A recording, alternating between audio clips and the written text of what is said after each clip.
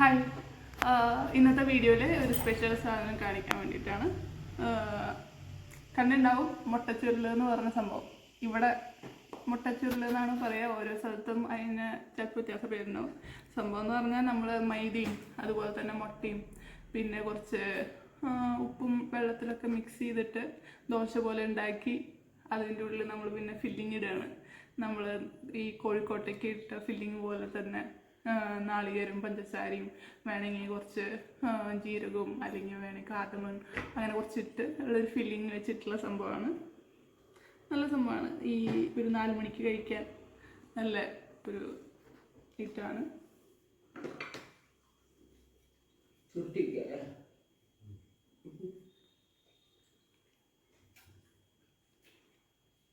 നാല് മണിക്ക് കഴിക്കാൻ ട്രൈ ചെയ്യാൻ പറ്റുന്ന സംഭവമാണ്.